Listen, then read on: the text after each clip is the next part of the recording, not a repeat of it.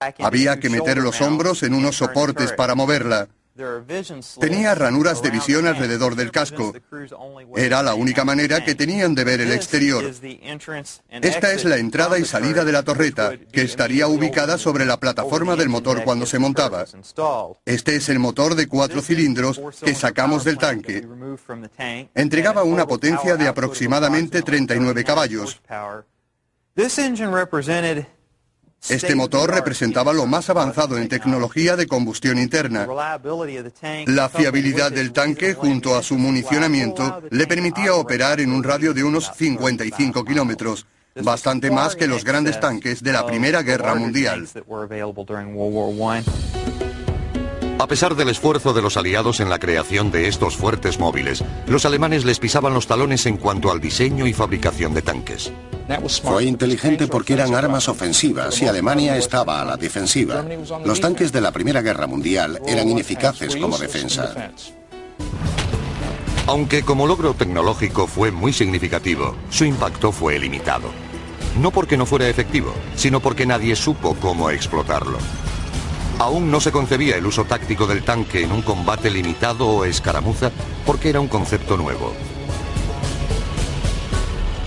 Solo en 1918, próximo el fin de la guerra, un ataque coordinado de carros de combate contribuyó a expulsar a los alemanes de Francia. Sin embargo, era una novedosa arma de importancia con muchas posibilidades para los líderes militares más visionarios. Combinados con un asalto de infantería, podían hacerse con territorio enemigo. La agresividad de los tanques en el campo de batalla demostró tener valor táctico y estratégico. Decisivos no solo en un combate aislado, sino en el plan general de ataque para una derrota definitiva del enemigo. Pero su mayor contribución militar tendría lugar en el siguiente conflicto mundial.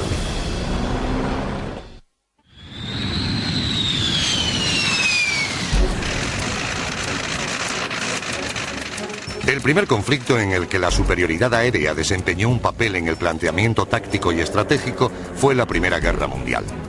Las máquinas que condujeron a este nuevo concepto fueron el globo de observación, el Zeppelin y sobre todo el avión. Una amalgama de ingeniería que mezclaba la aerodinámica con el motor de combustión interna. Los globos de observación medían hasta 60 metros de longitud, estaban hechos de algodón recauchutado y podían ir izados cerca del frente. En días claros podían ofrecer una perspectiva de 22 kilómetros y una vista de los campamentos enemigos. 1 o 2 observadores se colocaban en una cesta de mimbre bajo el globo. Se usaron en el frente occidental de los alemanes de forma muy efectiva. Los ponían detrás de sus líneas, lo bastante altos para ver las de los aliados. Estaban conectados con tierra por teléfono o telégrafo para una comunicación inmediata. La guerra de trincheras eliminó definitivamente el reconocimiento mediante la caballería, ya que no había flancos que bordear para observar al enemigo. La capacidad de espiar al enemigo desde el aire pasó a ser de vital importancia. El Zeppelin fue una mejora del globo de observación.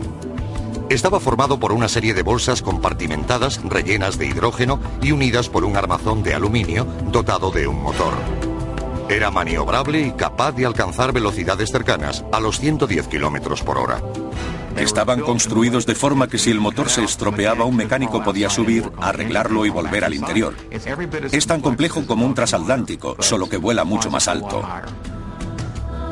Se inventó en 1900 y al inicio de la guerra, Alemania contaba con zeppelines preparados para el combate. Volaban por la noche fuera del alcance de la artillería.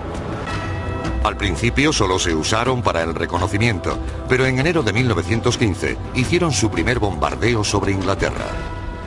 El bombardeo fue extremadamente impreciso. No tenían conocimiento de la acción de la aerodinámica sobre las bombas, así que cayeron de forma arbitraria.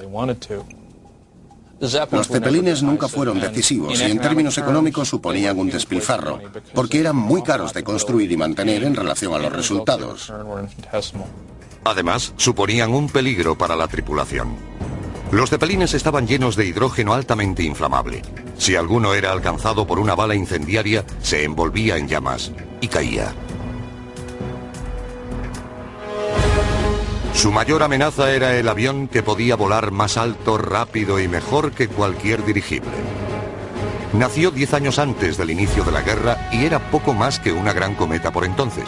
Pero en un periodo de 4 años, el avión se convertiría en uno de los mayores logros tecnológicos promovidos por la guerra. Los primeros aviones de la Primera Guerra Mundial eran frágiles, lentos, volaban a poca altura y tendían a romperse. Si hacías una caída en picado, el ala se desprendía. No eran muy sólidos. Pero pronto se dieron cuenta de su potencial militar y comenzaron a construir aviones más robustos, con motores más potentes que podían llevar armas. Como los globos, los aviones se usaron principalmente en conjunción con cámaras e hicieron su mayor contribución a la guerra como naves de reconocimiento.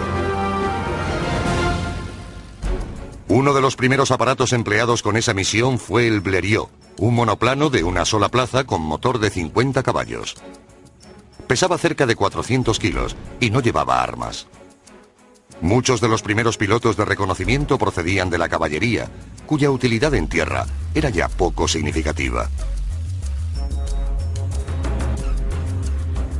Comenzaron usando fusiles y pistolas para disparar y llevando granadas de mano, pequeñas bombas, obuses e incluso piedras que soltaban desde el aire.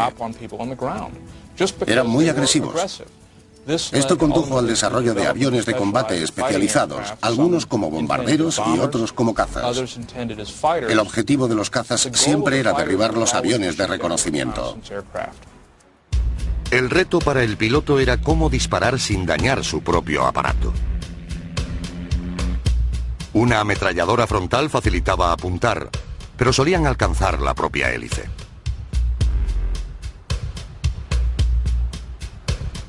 Otra opción era el montaje lateral, pero dificultaba la puntería. Finalmente, el inventor holandés Tony Fokker descubrió una forma de apuntar por el morro y disparar a través de la hélice sin dañar las aspas. La solución era un mecanismo de interrupción. Mientras el aspa pasaba por delante de la ametralladora, cortaba el fuego y después continuaba disparando. Fokker desarrolló un método que utilizaba una palanca mecánica. Al pasar la hélice, la ametralladora cesaba el fuego. El primer avión de combate en usar el interruptor de Fokker fue el Fokker Eindecker, un monoplano ligero capaz de alcanzar velocidades cercanas a los 135 km por hora.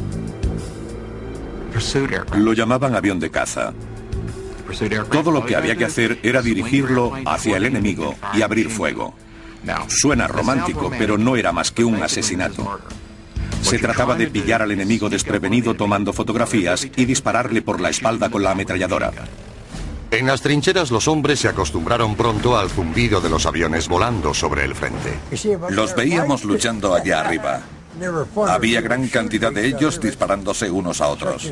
Era un espectáculo en sí mismo, como las corridas de toros en México. Los combates aéreos crearon una demanda de aviones más sólidos, ligeros y veloces. Los ingenieros buscaban aligerar de peso aeroplanos hechos de lona y madera. Las alas se vaciaban de madera. Quitaban toda la madera que podían del armazón para aligerarlos al máximo. De entrada parece que era cuestión de unos gramos, pero en todo el avión conseguían aligerar varios kilogramos. Quizás cientos una vez terminado. Los motores también sufrieron una rápida evolución a medida que los pilotos alcanzaban alturas cercanas a los 7.500 metros. Conseguir que un motor de 80 caballos se convirtiera en otro enorme de 400 con 12 cilindros en su interior fue toda una hazaña. Uno de los cazas más célebres era el Sopwith Camel, llamado así por su ligera joroba cerca de la cabina. Tenía un motor rotatorio de 130 caballos con los cilindros dispuestos en círculo en lugar de en línea, que era la forma más convencional. Tanto las aspas como el motor giraban alrededor del eje de la hélice. Esto refrigeraba el motor, pero creaba una tremenda fuerza giroscópica, de forma que el avión era extremadamente maniobrable si lo llevabas en la dirección del giro del motor. Para el lado contrario ya no respondía tan bien, pero un buen piloto lo manejaba con facilidad.